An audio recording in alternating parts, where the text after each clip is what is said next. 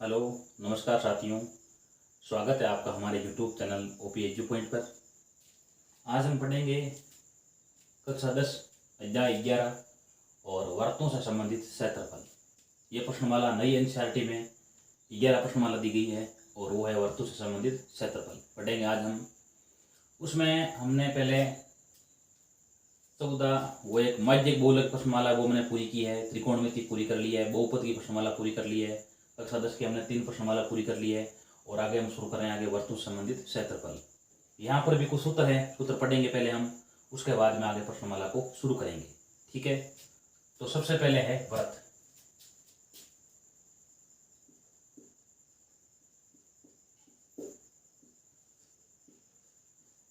वृत्त का क्षेत्रफल बराबर होता है पाई आर स्क्वायर। वर्त क्या होता है? देखो, ये आकृति वर्त कहलाती है। यहाँ पर देखो, एक बिंदु है, उसको हम केंद्र कहते हैं। ठीक है, और ये चारों ओर चली गई दूरी है, क्या कहलाती है? ये एक वर्त की परिधि कहलाती है। और ये पूरा क्षेत्रफल है, एरिया है, वो क्या कहलाता है? वर्त का क्षेत्रफल कहलाता है। ठीक है, और यहाँ पर जो केंद्र बिंदु है, इस बिंदु की दूरियां परिधि पर जितने बिंदु है उनकी सभी की दूरियां क्या होती है? समान होती है। ठीक है, तो यहाँ पहले वर्त का क्षेत्रफल बराबर हो जाएगा पाई आर स्क्वायर।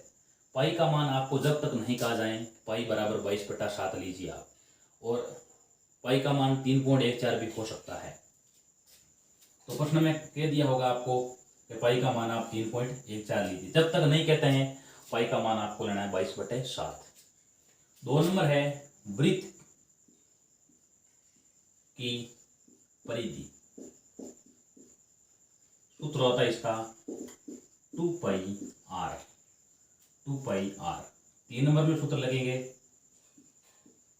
अर्धवृत्त का, यानी आधा वर्त, अर्धवृत्त का क्षेत्रफल बराबर वो हो जाएगा, यानी पूरे वर्त का अगर पाई आर स्क्वायर है, आधे वर्त का क्या हो जाएगा? 1/2 पाई आर स्क्वायर। 1/2, या आप ऐसे भी लिख सकते हो इसको, पाई आर स्क्वायर बटे 2। देख सकते हैं जिस प्रकार ये पूरा वर्त है, और इस प्रकार ये जो बनेगा, ये क्या बनेगा? आधा वर्त बनेगा। ठीक है, यानी 1/2 भागों में काट दिया जाए तो प्रत्येक भाग अर्धवर्त कहलाता है। तो इसका क्षेत्रफल क्या हो जाएगा? पूरे वर्त में 2 का भाग लिख दो, पाई आर स्क्वायर बटे 2। 4 नंबर, अर्धवृत्त की परिधि या परिमाप। अर्धवृत्त की परिधि या परिमाप। अब देखो, परिमाप हमें निकालना है वर्त का, या परिधि निकालनी है, तो कैसे निकालेंगे? देखो, ये हमारे आधे वर्त की, जिस प्रकार ये पूरे की 2 पाई आर है, तो ये आधे क्या हो जाएगी? आधे की हो जाएगी, इसमें 2 का भाग लिख दो, यानी हो जाएगी पाई आर प्लस, साथ में ये जोड़ो और, यानी परिधि क्या होती है? या परिमाप होता है चारों ओर की दूरी। अब देख सकते हैं यहां से लेकर के ये दूरी तो आ रही है पाई आर प्लस, अब ये वृत्त का क्या है? यहाँ केंद्र बिंदु ओ है, वही बात है। देखो, यहाँ पर व्यास खींचा गया है, ये जो केंद्र बिंदु ओ लिख सकते हैं, ये दूरी आर है और ये दूरी भी क्या है? आर है। तो कुल दूरी क्या आ जाएगी? 2r, यानी वर्त का व्यास आएगा प्लस 2r, यहाँ पर हो जाएगा 2r। तो अर्धवर्त की परिधि या परिमाप हो जाएगा पाई आर प्लस 2r। उसके बाद में 5 नंबर लिख रहे हैं हम, त्रिज्यीय खंड का क्षेत्रफल। सूत्र होता है इसका पाई आर स्क्वायर थीटा बटे 360। अब पहले ये समझेंगे हम त्रिज्यीय खंड किसे कहते हैं, त्रिज्यीय खंड का निर्माण कैसे होता है। देखो, जब हम ये केंद्र के द्वारा हम 2 त्रिज्याओं को मिलाते हैं परिधि से, ठीक है, और उनकी संगत चाप के लंबाई के द्वारा बना क्षेत्रफल क्या कहलाता है? ये पूरा क्षेत्रफल क्या कहलाता है? वर्त का एक त्रिज्यीय खंड कहलाता है। ये पूरा भाग क्या कहलाएगा? वर्त का त्रिज्यीय खंड कहलाता है। यानी वर्त की 2 त्रिज्याओं और संगत चाप की लंबाई के द्वारा बना क्षेत्र त्रिज्यीय खंड कहलाता है। सूत्र होगा उसका पाई आर स्क्वायर थीटा बटे 360। यहाँ थीटा एक कोण का मान दिया होगा, यानी यहाँ पर जो भी कोण होगा 90 डिग्री है, 100 डिग्री है, 150 डिग्री है, 60 जो भी होगा आपको दिया होगा। तो यहाँ क्या है, ये किसका मान है, यहाँ पर थीटा का मान है। सूत्र हो जाएगा पाई r स्क्वायर थीटा बटे 360। ठीक है, उसके बाद में यहाँ देखो हम त्रिज्यखंड भी लिख सकते हैं या हम लघु त्रिज्यखंड भी लिख सकते हैं, क्योंकि ये छोटे वाला त्रिज्यखंड है। अब देख सकते हैं हम, ये एक क्या है, इधर वाला हम देख सकते हैं 2 त्रिज्या और चाप के द्वारा बना है। ऊपर वाला भाग भी देख सकते हैं, देखो ये पूरा जितना ही भाग है, देखो यहाँ से लेकर के पूरा जितना भाग है वो भी क्या है, देखो 2 त्रिज्या और जीवा 2 त्रिज्या और चाप के द्वारा बना है। ऊपर वाला क्या होगा, ये तो होगा लघु, और ऊपर वाला क्या होगा, दीर्घ होगा। ये तो क्या है, लघु त्रिज्यखंड है, और ये क्या है, दीर्घ त्रिज्यखंड है। तो इसका क्षेत्रफल कैसे ज्ञात कर सकते हैं हम, ज्ञात करेंगे, देखो यहाँ लिख दो दीर्घ त्रिज्यखंड का क्षेत्रफल। दीर्घ त्रिज्यखंड का क्षेत्रफल कैसे ज्ञात करेंगे हम, इस पूरे वर्त में से इस लघु को घटाएंगे भाग, क्षेत्रफल घटाएंगे लघु का, तो शेष क्या बचेगा, दीर्घ वाला भाग बचेगा। तो यहां आप लिख सकते हो वृत्त का क्षेत्रफल माइनस लघु त्रिज्यखंड का क्षेत्रफल। लघु त्रिज्यखंड लिखा हो, खाली त्रिज्यखंड लिखा हो, बात एक ही है। ठीक है, वर्त का त्रिज्यखंड माइनस लघु त्रिज्यखंड का क्षेत्रफल। लघु त्रिज्यखंड का क्षेत्रफल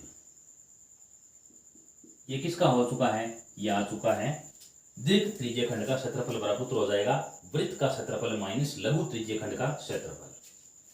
7 नंबर में कर रहे हैं हम वृत्तखंड का क्षेत्रफल। वृत्तखंड का क्षेत्रफल सूत्र होगा इसका। अब वृत्तखंड किसे कहते हैं, देखो एक वर्त को समझते हैं वर्त के द्वारा हम। ये जिस प्रकार एक वर्त है, ठीक है, इस वर्त में ये किसका निर्माण हो चुका है, यहाँ पर एक त्रिज्यखंड का निर्माण हो चुका है। जब हम यहाँ पर एक जीवा खींच देते हैं तो नीचे वाला भाग क्या कहलाता है, नीचे का वाला भाग कहलाता है यहाँ पर वृत्तखंड। यानी जीवा और संगत चाप के द्वारा बना क्षेत्र क्या कहलाता है, वृत्तखंड कहलाता है। इसका मान कैसे ज्ञात करेंगे, ये हमें जान, ये पूरा क्या देखो एक ये पूरा है त्रिज्यखंड। त्रिज्यखंड है, इसमें से क्या घटा देंगे हम, ये ऊपर एक त्रिभुज घटा देंगे ना, शेष क्या बचेगा, वृत्तखंड बचेगा। तो यहाँ आप लिख सकते हो वृत्तखंड का क्षेत्रफल क्या होगा, त्रिज्यखंड का क्षेत्रफल माइनस त्रिज्यखंड का क्षेत्रफल माइनस त्रिभुज का क्षेत्रफल। माइनस क्या हो जाएगा, त्रिभुज का क्षेत्रफल। त्रिभुज का क्षेत्रफल हो जाएगा। ठीक है, वृत्तखंड किसे कहते हैं, वृत्तखंड कहते हैं वर्त की जीवा व संगत चाप के द्वारा बना क्षेत्र क्या कहलाता है, वर्त का वृत्तखंड कहलाता है। ठीक है, अब शेष बचा है 8 नंबर। यहाँ वृत्तखंड भी लिख सकते हो, लघु वृत्तखंड लिख सकते हो, बात एक ही है। उसके बाद में नंबर आ रहा है दीर्घ वृत्तखंड। दीर्घ वृत्तखंड का क्षेत्रफल, दीर्घ वृत्तखंड का क्षेत्रफल बराबर, ये कैसे निकालेंगे हम, यहां पर लिखेंगे वृत्त का क्षेत्रफल माइनस वृत्त का क्षेत्रफल माइनस लघु दीर्घखंड का क्षेत्रफल। लघु वृत्तखंड का क्षेत्रफल, लघु वृत्तखंड का क्षेत्रफल। देख सकते हैं हम वृत्तखंड कैसे बनता है, वृत्त की जीवा व चाप के द्वारा बना। अब ये देख सकते हैं, ये नीचे वाला भाग क्या है, देखो एक वृत्त की जीवा और चाप के द्वारा बना है। ऊपर वाला भी क्या है, देखो वृत्त की जीवा और चाप के द्वारा बना है। ठीक है, तो ऊपर वाला क्या होगा, पूरा यहाँ से ऊपर वाला भाग पूरा लघु, नीचे वाला लघु वृत्तखंड, और ऊपर वाला क्या होगा, दीर्घ वृत्तखंड। तो केवल वृत्तखंड या लघु वृत्तखंड का मान इस त्रिज्यखंड में से घटाएंगे, त्रिभुज घटाएंगे तो क्या आ जाएगा, वृत्तखंड का आ जाएगा। और दीर्घ वृत्तखंड कैसे ज्ञात करेंगे हम, इस पूरे वृत्त के क्षेत्रफल में से ये छोटे वाला घटा देंगे, छोटा लघु वृत्तखंड घटा देंगे, तो शेष ऊपर वाला क्या बचाएगा, दीर्घ वृत्तखंड का क्षेत्रफल बचाएगा। अब आगे सूत्र बचा आपके चाप की लंबाई का। 9 नंबर सूत्र, चाप की लंबाई।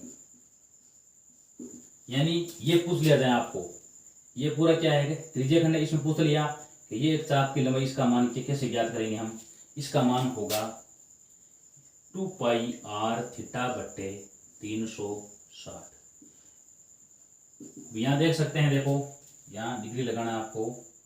यहाँ देख सकते हैं, देखो दोनों में यहाँ पर 2 का भाग जा रहा है, तो इसका मान आएगा पाई आर थीटा बट्टे 180 डिग्री। ये इसका आंसर है। देखो ये किसका मान आ चुका है, चाप की लंबाई का। 9 सूत्र पूरे हो चुके हैं। अब आगे सूत्र बचा है। अब त्रिभुज कौन कौन सा, त्रिभुज देखो यहाँ पर एक समभुज त्रिभुज भी हो सकता है, समकोण त्रिभुज भी हो सकता है, खाली केवल त्रिभुज भी हो सकता है। ठीक है, तो यहाँ पर कैसे ज्ञात करेंगे हम त्रिभुज का क्षेत्रफल, यहाँ बटा में घटाना है त्रिभुज का क्षेत्रफल। तो यहाँ 10 नंबर सूत्र आ जाएगा। केवल त्रिभुज लिखा है,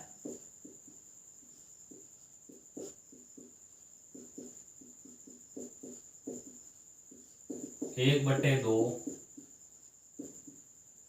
आधार इंटू ऊंचाई, 1/2 आधार इंटू ऊंचाई। ठीक है, और अगर समबाहु त्रिभुज दे रखा है, समबाहु त्रिभुज का क्षेत्रफल बराबर, समबाहु त्रिभुज क्या होता है, अगर आपको यहां दिया जाए कि यहाँ थीटा का मान 60 डिग्री है, यानी समबाहु त्रिभुज का प्रत्येक कोण 60 डिग्री का होता है, तब सूत्र कौन सा काम आएगा, समबाहु त्रिभुज है तो √3/4 इंटू ए स्क्वायर या भुजा स्क्वायर, √3/4 इंटू भुजा स्क्वायर। 12 नंबर, अगर आपके सामने आ चुका है समद्विबाहु त्रिभुज, यानी जिसकी 2 भुजाएं बराबर दी गई है, समद्विबाहु त्रिभुज का क्षेत्रफल, तब यहाँ सूत्र हो जाएगा b/4 और यहाँ √4a² माइनस b²।